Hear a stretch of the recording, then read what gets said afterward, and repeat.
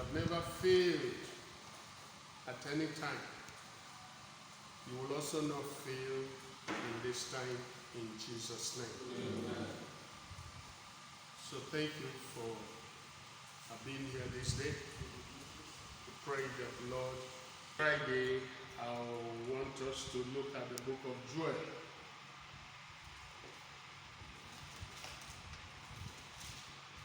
The gospel according to Joel.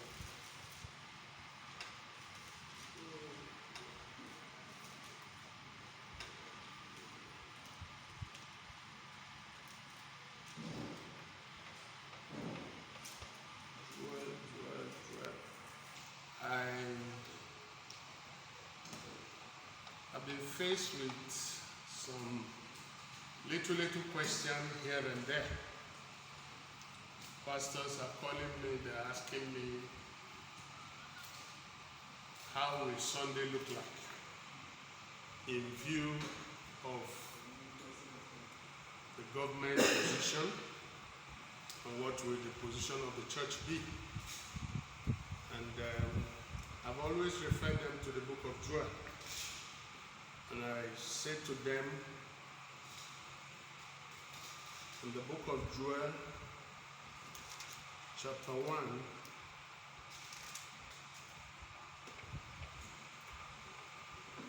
Joel chapter 1.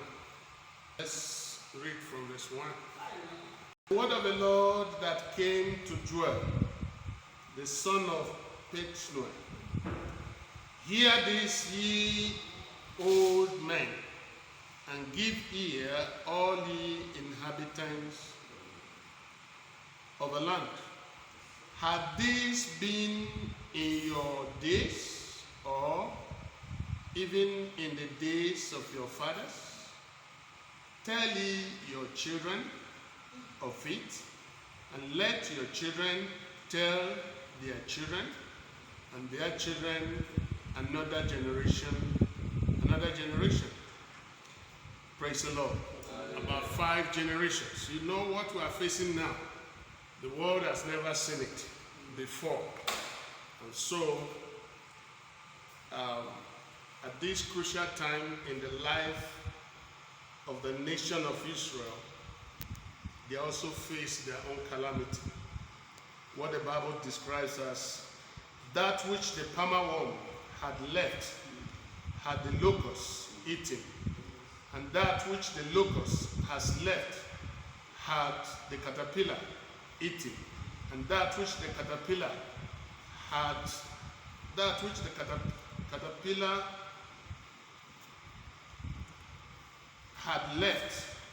had that which the cankerworm had left had the caterpillar eaten.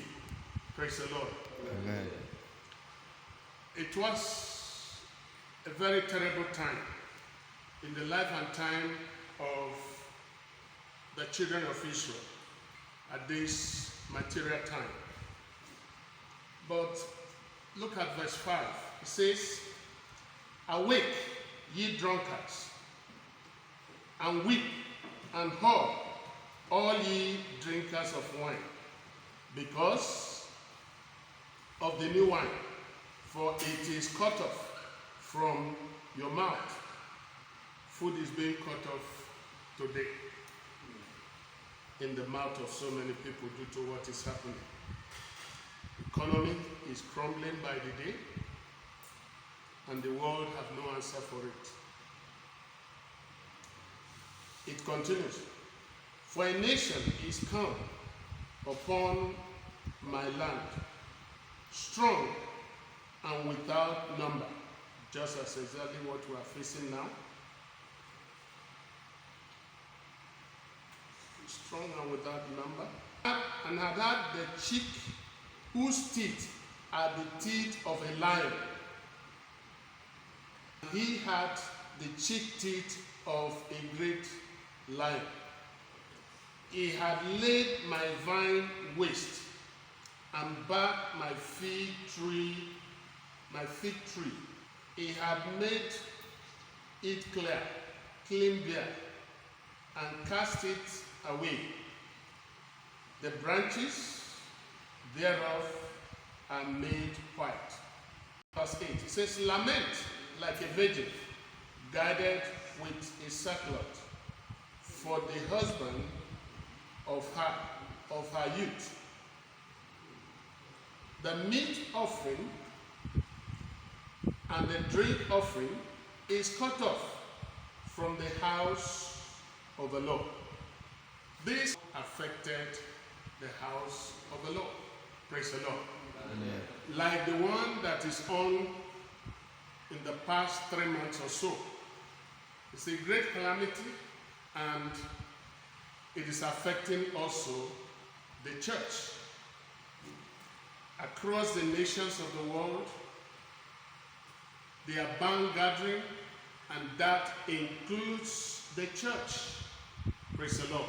Hallelujah. That does what? Includes the church.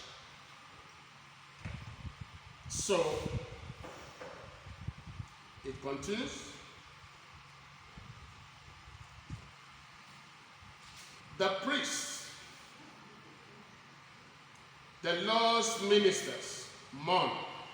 That is, of course, when it affects the church, automatically it affects we, the pastors. So I don't know how we are going to survive this time, because when people don't come to church because of the coronavirus, definitely there will not be offering, there will not be tithe, there will not be whatever the people used to bring to the church. So you better start planning how you are going to take care of me and my family. Praise the Lord. Amen. That is the word of the Lord. It says that the priest, they mourn. Then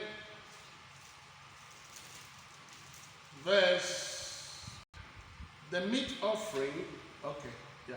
Meat offering and the drink offering is cut off from the house of the Lord. The priests and the Lord's ministers mourn.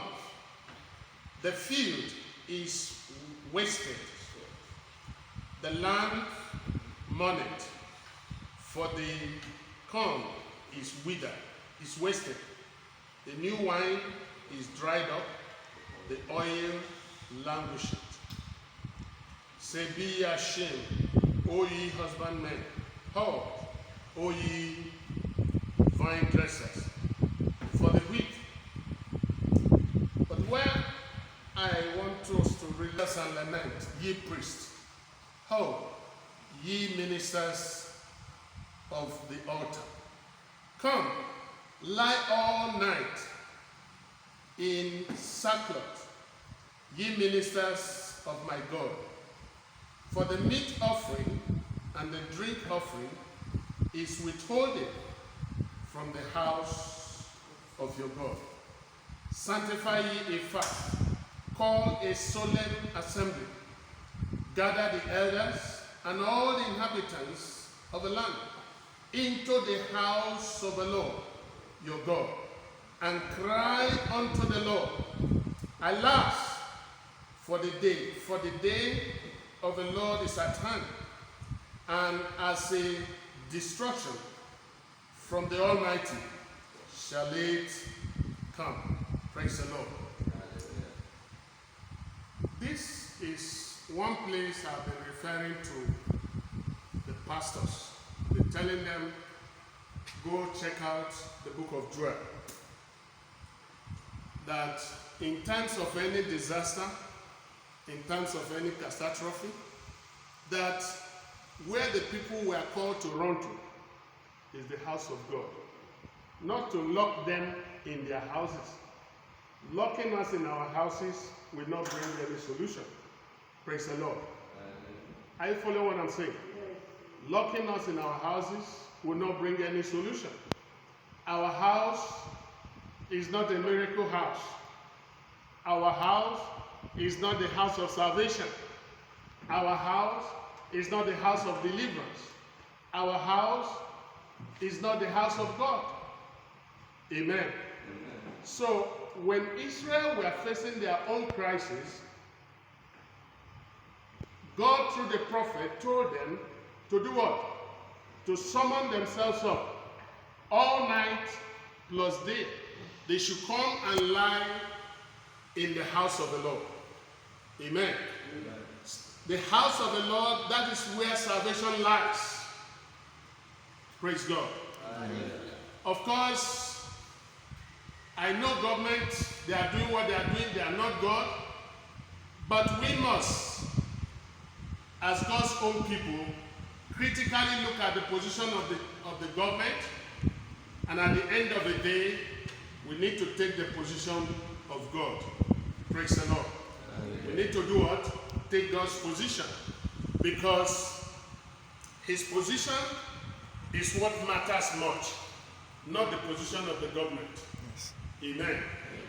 So, locking us in our houses does not bring any solution to the issue on the ground. People can say, go and pray in your house, fine. But there is a difference between the house of the Lord and my house. Amen. My house was not built in the name of the Lord. The house of God was built for God in the name of the Lord. It is God's property. It is not the dwelling place of men. It is the dwelling place of God.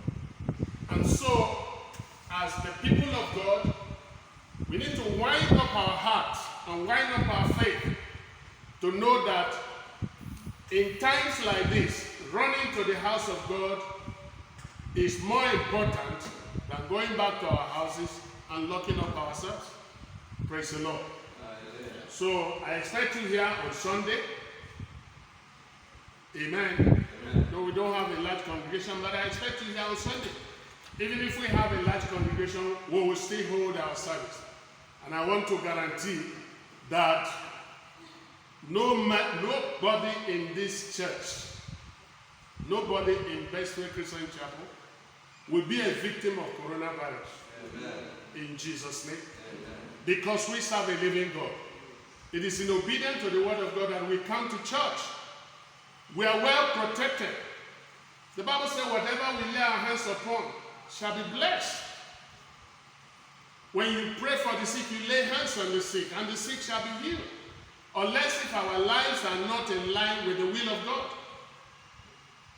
If we live right, if we live correct, if we live a pure life in accordance with the word of God, I am telling you that this coronavirus will come and go.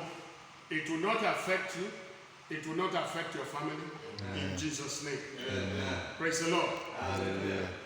The government will want us to go back home and stay indoors. What are they providing for us? Will you stay indoors without food? They may say, buy food, buy this. Where's the money to buy the food? Amen. Amen. Where is the money to buy the food? As far as Nigeria is concerned, it is a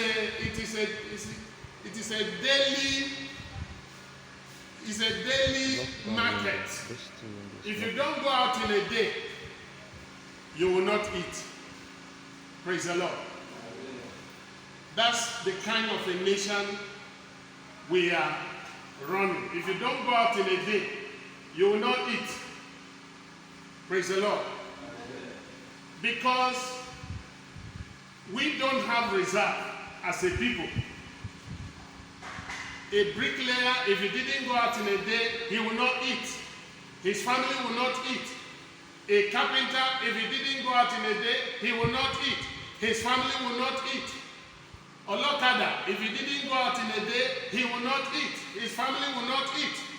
A taxi driver, if he didn't go out in a day, he will not eat. His family will not eat. So I expect the government to make provisions for Nigerians and not to ask us to go and lock up ourselves in the house. We're all going to die and perish there. They can only be knocking at our door and bringing out our dead bodies.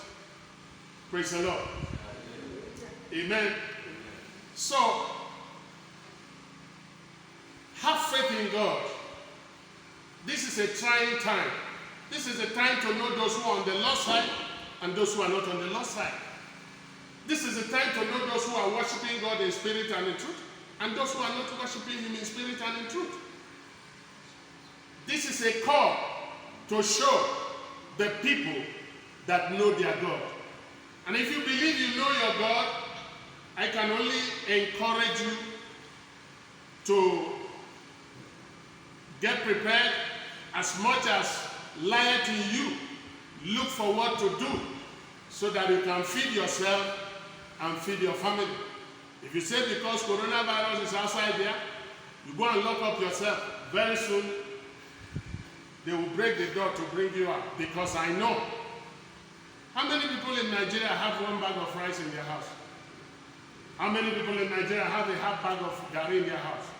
How many people in Nigeria have half bag of beans in their house? How many people have yam in their house that can last them for 1 week? How many people have meat in their house? How many people have fish in their house? I mean, look at it. You find out that it is your daily outing that actually God uses to bless you and your family. When you go out on your way back, even where you are going to go borrow money, if you lock yourself inside, say you go borrow, you can't do that. Praise the Lord. So, but on a more serious note, I want us as God's people, as ministers of God, to put our faith in God in times like this. While we thank God for the life of our government, we know that our government have not been responsible for our well-being. They have not been responsible for our upkeep. Praise the Lord. Our government have not been responsible for our well-being. They have not been responsible for our upkeep. And so, now that there is crisis, now that the economy is running down, is it the time that they wake up to come and take care of us? We better watch it. In the book of Hebrews, the Bible says, not forsaking the assembling of ourselves together, as the manner of some is. Our Bible, our God, encourages us to come together for fellowship. Praise the Lord. And when we come together for fellowship, in the book of James, he says, is there any sick among you? It talks of gathering. Is there any sick among you? Let him call for the elders of the church. Let them pray over him, anointing him or her with oil in the name of the Lord. And the prayer of faith shall save the sick. Praise God. So, church, as far as my faith is concerned, I believe that we are secured in the Lord. I believe that the God of Israel remains our God. Amen. I believe that the God that gave us Jesus, if coronavirus kill anybody, he won't send the person to hell. But if somebody died because of sin, he will go to hell.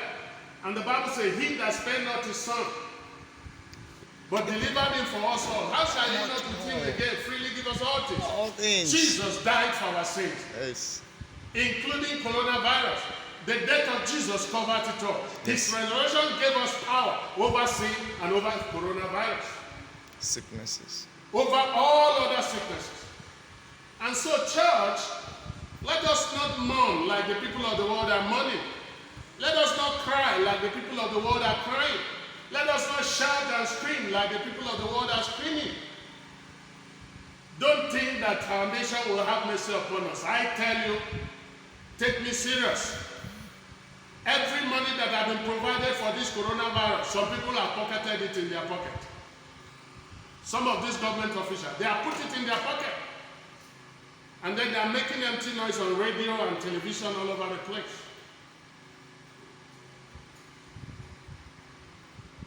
The Bible says we should be wise. Amen. Amen. The Bible says what? We should be wise. Let us be wise. But let us be wise in God. We are protected. We are defended. Our God is still alive. Praise the Lord. And I repeat, I say it in the name of the Lord Jesus, that this coronavirus will come and go.